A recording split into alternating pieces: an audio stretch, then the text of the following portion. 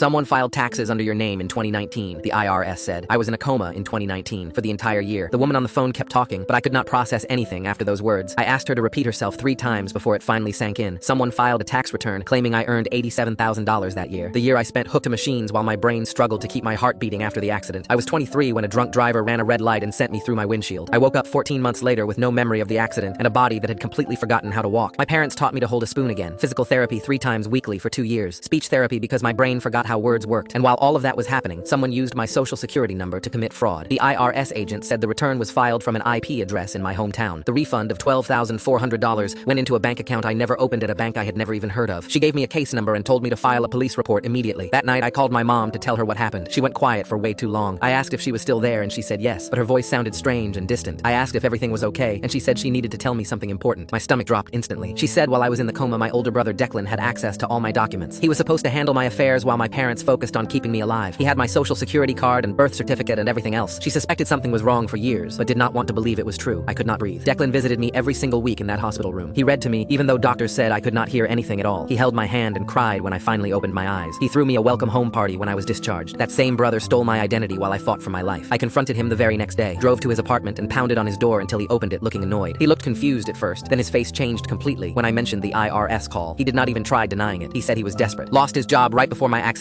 and could not find another one anywhere. He saw an opportunity and took it. Said he always planned to pay it back eventually when he could. I asked how he planned to do that while I was lying in a coma, and he shrugged. Actually shrugged like it was nothing at all. I told him I was pressing charges, and his face finally showed some real emotion. He grabbed my arm hard and begged me not to do it, said it would destroy his entire life and that he had a young daughter now who needed her father around. I pulled away and told him he should have thought about that before stealing from his unconscious brother. The police investigation revealed more than just tax fraud. Declan opened 3 credit cards in my name and maxed them all out completely. He took out a personal loan using my information totaling $15,000. He tried accessing my savings account, but my parents had it locked down tight. Total damage exceeded $40,000. My own brother did this to me. The prosecution took 8 months. Declan pleaded guilty to avoid trial and got 2 years probation plus mandatory restitution. He has to pay back every single cent he stole from me. Our parents tried staying neutral, but eventually had to pick sides when Declan asked them to pay his lawyer fees using their retirement savings. They refused him. He has not spoken to any of us since his sentencing day in court. Sometimes I think about those hospital visits, him sitting by my bed reading novels while I lay there completely helpless. I wonder if he was planning it even then. If he looked at my unconscious body and saw dollar signs instead of his little brother who needed him. The credit damage took 3 years to fully repair. I still get anxiety when checking mail expecting bills I did not create. But I walked my sister down the aisle last month on legs that doctors once said might never work again. Declan was not invited to the wedding. Nobody even asked about him anymore. My parents finally admitted they always knew something was off with him. They said he borrowed money constantly and never paid anyone back. They said he lied about small things for no reason at all. They enabled his behavior for years because confronting the truth was too painful to bear. Now they visit me every Sunday for dinner at my place. We never mention his name out loud. The empty chair at the table says everything we cannot say ourselves.